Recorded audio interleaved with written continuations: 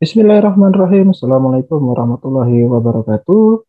Selamat pagi, siang, sore, malam pada kamu yang menyimak video pembelajaran di channel Explore Biologi.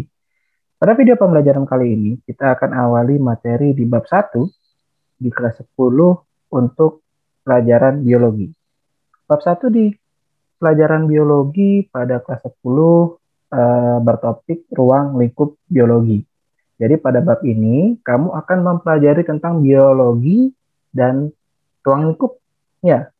Dalam artian apa itu biologi, apa manfaat biologi, lalu objek biologi itu apa, dan lain-lain. Kita coba masuk ke topik bahasan yang pertama ya. Jadi pada video kali ini kita akan pusatkan materinya pada biologi sebagai sains.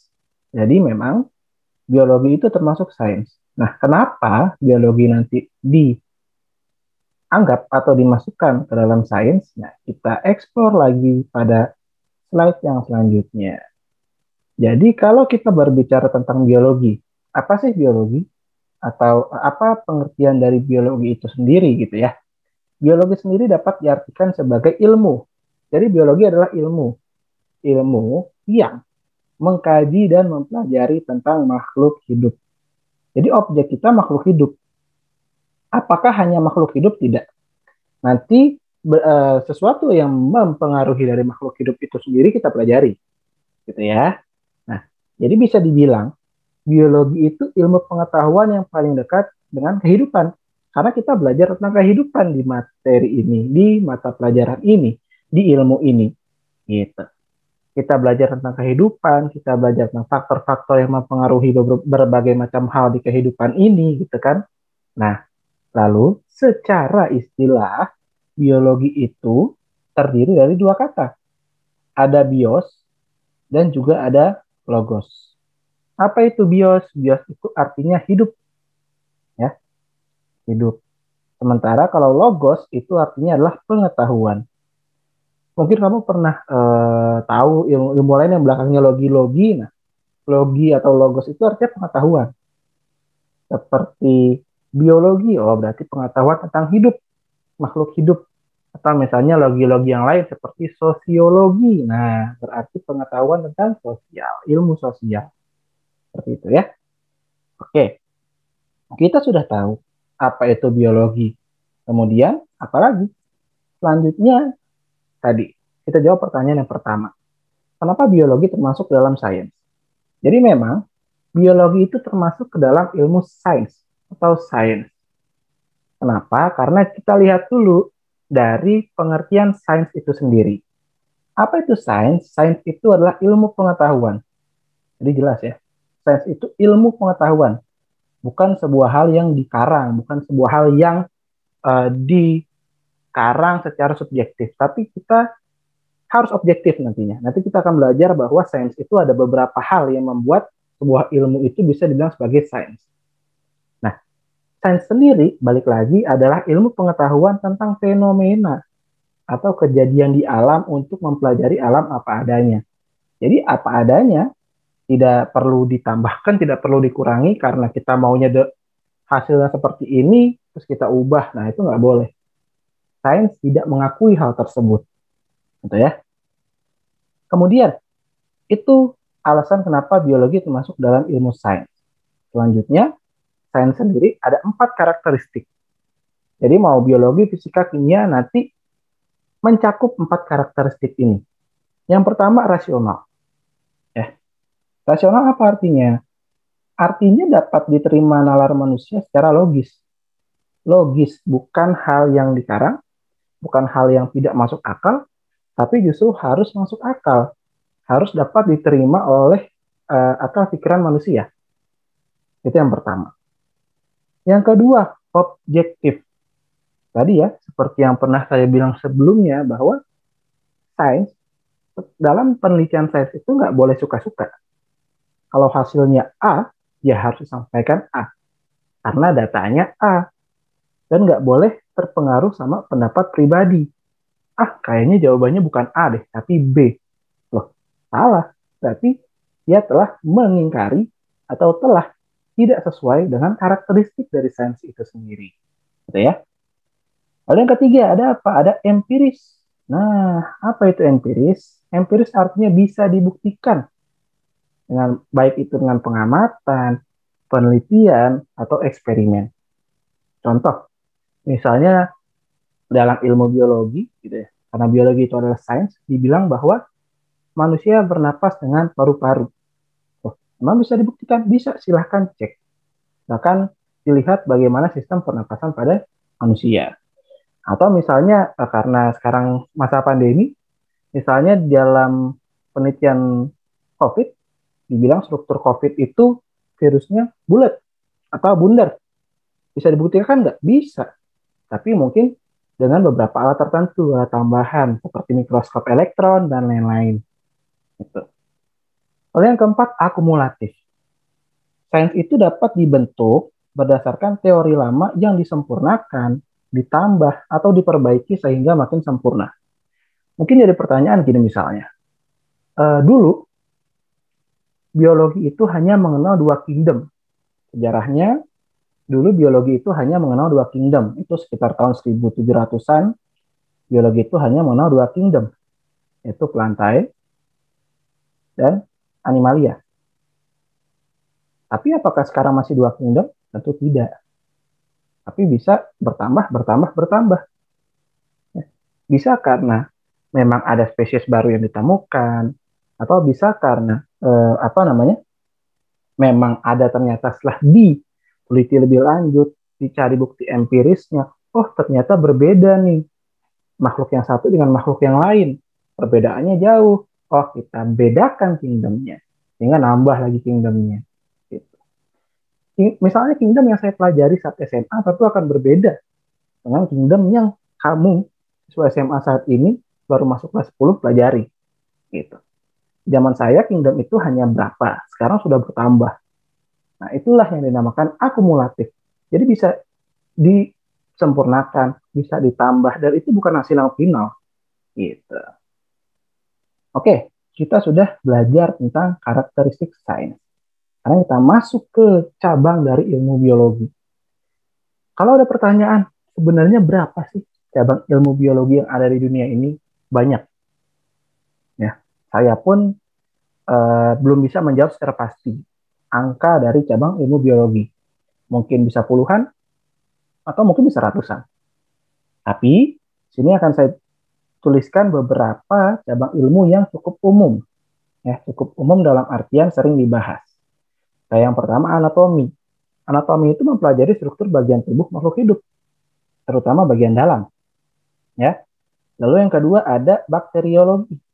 Nah, ini tadi mirip-mirip nih, kayak si biologi. Biologi. Oh, biologi berarti logi kan tadi pengetahuan. Oh, pengetahuan tentang hidup. Nah, sama. Bakteriologi berarti pengetahuan tentang bakteri.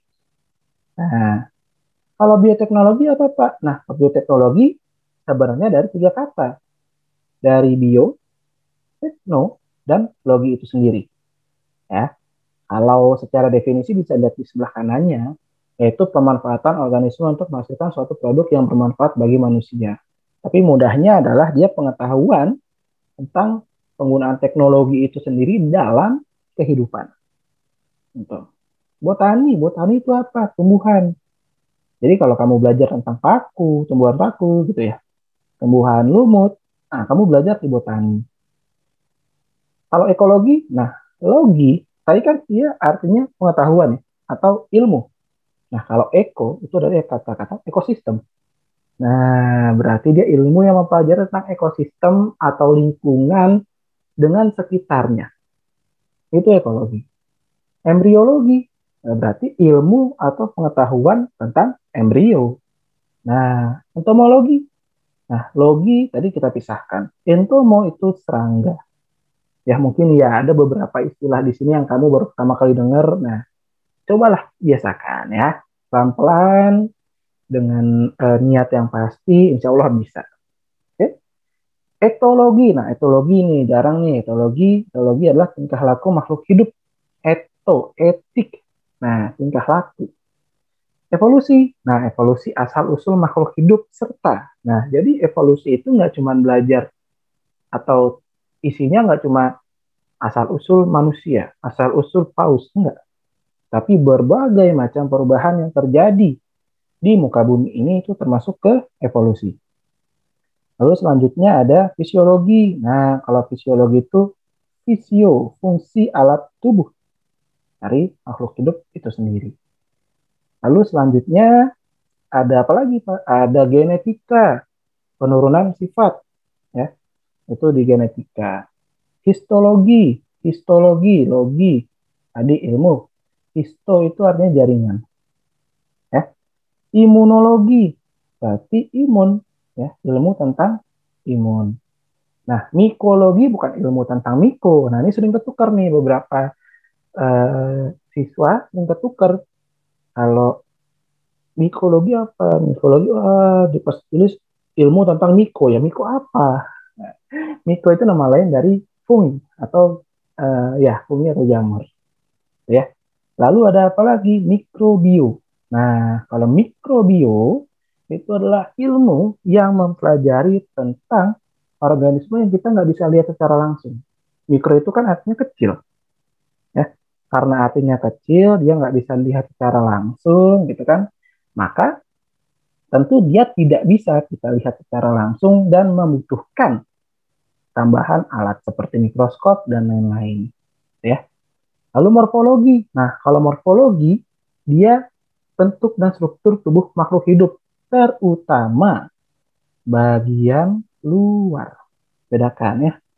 Sering ketukar nih kadang-kadang nih morfologi, anatomi. Kalau ingatnya adalah morfologi itu bentuk struktur makhluk hidup bagian luar, kalau anatomi itu bagian dalam.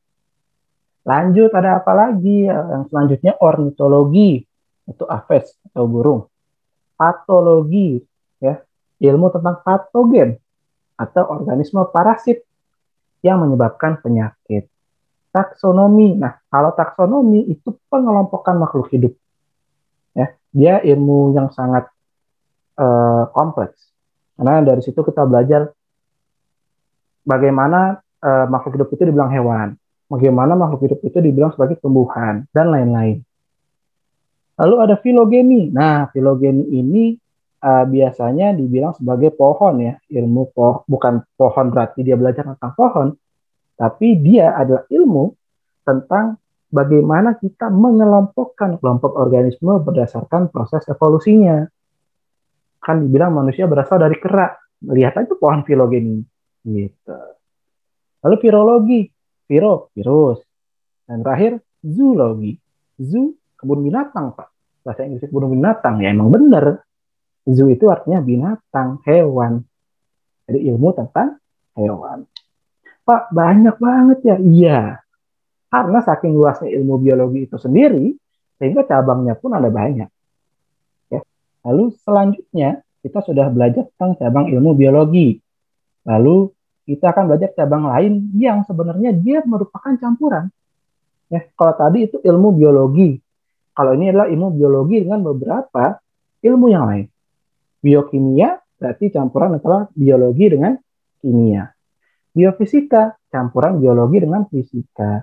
Bioteknologi ya biologi dengan teknologi. Kalau paleontologi itu belajar sejarah kehidupan berdasarkan catatan fosil.